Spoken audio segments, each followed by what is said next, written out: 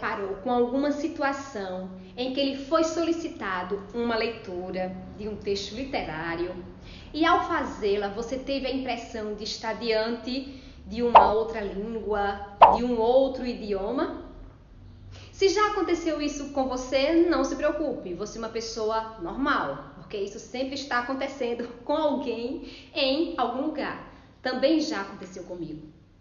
Nesta aula, você aprenderá alguns passos, os quais eu considero muito importante, para tornar sua leitura mais fluida, mais prazerosa e assim também torná-lo um leitor mais competente, capaz de penetrar nos recônditos mais misteriosos da nossa literatura. Você está pronto ou está pronta?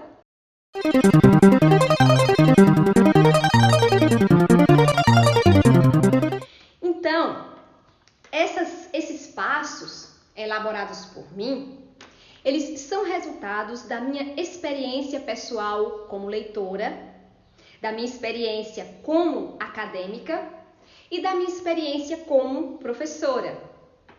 Eu já tive contato com alunos que me deram muitas lições preciosas, alunos que liam muito e que foi possível trocar muitas experiências importantes desse ato maravilhoso que é o ato de ler. Então vamos nessa? Olha, o primeiro passo é o seguinte: ao iniciar uma leitura de um texto narrativo literário, você precisa identificar os personagens. Esse passo é fundamental. Quem são os personagens da história que eu estou lendo? Quantos são? Quais são as suas características? Quais relações eles mantêm? Quem é casado com quem? Quem é pai de quem? Quem é filho de quem? Compreender essas nuances faz com que você compreenda o texto com muito mais facilidade. Eu aprendi isso com o professor na academia. Às vezes eu lia o texto em casa, não entendia nada, e quando o professor começava a fazer a leitura na sala, a primeira coisa que ele fazia: quem são os personagens? Primeira pergunta, pergunta-chave. E tudo vai esclarecendo em nossa mente. O segundo passo é identificar o narrador. Não existe narrativa sem narrador, não é isso? Então você precisa saber se é um narrador personagem, se ele está escrevendo o texto em primeira pessoa, se ele é um narrador observador, né? Escreve o texto em terceira pessoa, apenas observe os fatos acontecendo, ou se ele é um narrador onisciente, aquele narrador que já sabe de tudo o que vai acontecer. Não é para apenas classificar, mas é para você saber qual é o narrador que conta aquela história que você está lendo. Sabe por quê? Porque dessa forma você compreenderá a perspectiva pela qual a história está sendo contada. O que é que isso significa, professora? Por exemplo, o livro Dom Casmurro, de Machado de Assis, traz como abordagem a se houve ou não uma traição. E esse é um romance clássico, muito conhecido, muito debatido, né? E essa é uma pergunta muito feita. Capitu traiu ou não traiu Bentinho? Você, como leitor, quando você sabe que quem escreveu aquela história foi o marido, um marido ciumento, você vai desconfiar dos fatos narrados por ele. Porque você começa a se perguntar: e eu não conheço a versão de Capitu. Aqui eu tenho a versão do marido de Bentinho, mas e a versão da esposa? E a versão de Capitu? Onde está? Isso faz muita diferença, não faz? O outro passo é você identificar o espaço onde aquela história está acontecendo, ou os espaços, né? Se você está lendo um romance, se você está lendo um conto, pode haver vários espaços ali. Geralmente vai aparecer vários espaços. O local onde se passa a história traz vários elementos culturais referentes àquele espaço. Digamos que você esteja lendo um romance em que o espaço seja o Nordeste brasileiro. Conhecer a cultura, conhecer os hábitos, conhecer os falares, conhecer a linguagem desse povo fará toda a diferença. E para aquelas pessoas que são curiosas, é uma fonte riquíssima para obter esse conhecimento. Então nós temos escritores, uma lista infinita de escritores nordestinos que marcaram a história, que marcam a história da literatura brasileira, como Graciliano Ramos, como Raquel de Queiroz, como José Lins do Rego. E ainda tem uma diferença aqui que vale a pena mencionar, que é o autor que trata do interior do Nordeste e é o autor que trata do litoral nordestino, como o nosso querido autor da obra de Capitães da Areia, né? Jorge Amado, que é uma obra bastante conhecida, que tem várias obras que viraram novela, que viraram filmes. Então já existe essa diferença dentro da própria região. Agora você imagine só levar para uma outra região, região norte do país. Nós temos um escritor chamado Milton Ratum, que existe também obras que virou séries de novela, como Dois Irmãos, que foi adaptado para filme, que trata da sua região, que ele vai trazer os costumes de Manaus, os saberes, o modo de vida, o modo de ser desse povo. Então você situar a história que você está lendo em um espaço é muito importante para você perceber essas nuances do que está tratando aqui mesmo, e essa crença, e esse mito, e esse saber aqui. Então é um saber de uma outra região, é um saber da minha região, é um saber que eu estou buscando conhecer. Então esse exercício ele é fundamental. Um outro passo é identifique o tempo em que se passa a história. O tempo pode ser psicológico, ou pode ser cronológico, ou pode ser os dois e um se sobressair, né? Um aparecer mais. O tempo cronológico diz respeito ao tempo real, aos dias, aos meses, ao ano. Ele também é marcado pelo relógio, é o tempo externo e é o tempo histórico. Então, esse tempo ele permite que o leitor se situe sobre o momento em que os fatos se desenrolam. E aí eu vou trazer mais uma vez o conto Uma Galinha de Clarice Lispector. Era uma galinha de domingo. Observe, era uma galinha de domingo. Nós temos aqui o tempo. O tempo é um tempo cronológico, domingo. O narrador aqui já inicia mencionando a personagem principal, que é a galinha, e mencionando o tempo. Mas além de cronológico, o tempo também pode ser psicológico.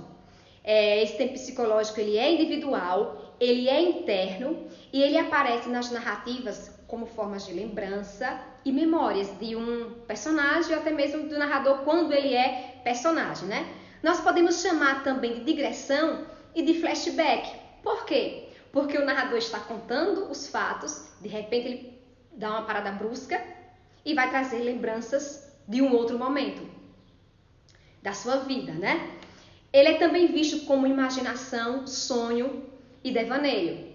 E aí, um exemplo que eu trouxe para vocês, ainda sobre Machado de Assis, é de Memórias Póstumas de Brás Cubas.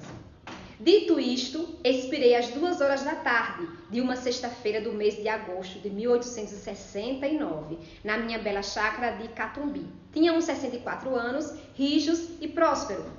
Esse trecho aqui traz todos os elementos do tempo cronológico, né? Ele traz a hora que morreu, o dia, o mês, o ano, embora não é cronológico. Sabe por quê?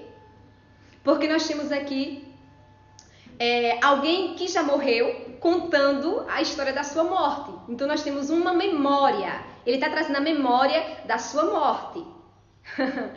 Coisas da literatura, claro. E aí nós temos um outro passo muito importante, é que você precisa identificar o contexto histórico. E esse passo aqui já é para quem quer se aprofundar mais na leitura. Você viu lá a citação de uma data. E essa data era 1945 ou era próximo a 1945. Então você tem que lembrar dos seus conhecimentos de história e lembrar que essa data se refere à Segunda Guerra Mundial. E que, se foi mencionado essa data, provavelmente a história que você está lendo tem alguma referência à Segunda Guerra Mundial. Isso fará toda a diferença na sua leitura, na sua interpretação. Se for uma obra literária brasileira e mencionar a década de 70, aí você sabe que pode está ali, implícito ou mesmo explícito, né, contextos da ditadura militar. Se você tem dificuldade desses conteúdos de história, aí você precisa ler, pesquisar mais um pouquinho, né? Mas eu acredito que não. Um outro passo importante, se você quer se aprofundar mais, é fazer uma pesquisa sobre a vida do autor, antes da leitura. Porque às vezes a sua vida diz muito sobre a sua obra. O local onde nasceu, a forma como foi criado, como foi educado, a cultura desse espaço em que o autor cresceu, né? Cresceu, se tornou um adulto. Às vezes essas marcas estão presentes na leitura e aí facilitará ainda mais a sua compreensão. E aí, para quem quer se aprofundar mais, ainda mais, é fazer o quê? Depois da leitura, ler algumas resenhas sobre o livro que você leu ou sobre o conto que você leu. Algumas pessoas, depois de terminado a leitura, se sentem tão extasiados que gostam de escrever resenhas, né? Criam canais de resenhas ou até mesmo na web mesmo. E isso facilita a vida das pessoas que estão também fazendo aquela leitura. É uma forma de você perceber a visão do outro. Eu entendi assim, e os outros entenderam como? Um outro passo, e esse poderia ser o primeiro, é você, ao iniciar a leitura, tenha um bom dicionário à disposição. Não perca essa oportunidade para ampliar o seu léxico. Traga um dicionário para perto de você, ou até mesmo você pode utilizar o dicionário online. E tenha a mania de escrever aquelas palavras que se repetem, você vai começar a anotar em um caderninho especial que você vai escolher para isso. As pessoas que têm um léxico amplo, elas falam melhor, elas compreendem melhor os outros, né? Elas leem melhor, ou seja, ela é um falante bem mais competente. E um outro passo é crie um diário de leitura onde você registrará os resumos das suas leituras. Isso é tão bom, isso é tão importante. Eu fazia isso na minha adolescência. Hoje eu faço diferente. Hoje eu gosto de fazer fichamentos. Eu já tenho uma pasta no meu computador de fichamentos e aí vou pegando os trechos que eu acho mais significativos. Porque posteriormente eu posso utilizar nas minhas produções acadêmicas. Você pode fazer isso e se você é uma daquelas pessoas que está buscando ter uma nota excelente no Enem, pode estar revendo esse seu diário e fazer a citação em sua redação, né? De acordo com o tema que vai ser cobrado e com a leitura que você leu. Um outro passo, talvez o mais importante, eu não elegi aqui os passos em ordem de importância, é criar metas de leitura. Essas metas, você pode criar metas de leituras por dia, por semana ou por mês. As metas, elas são importantíssimas em nossa vida, no que diz respeito a todos os aspectos.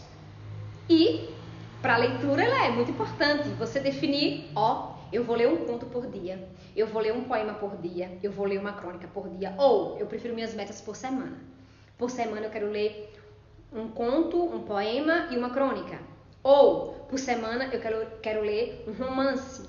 Ou por mês, né? Eu quero ler 2 livros por mês, eu quero ler 5 contos por mês, 10 contos, eu não sei. Aí vai de acordo com as suas práticas de leituras, com a sua assiduidade, né? Com os objetivos que você pretende alcançar. Vamos colocar em prática? Bons estudos, boas leituras. Um abraço.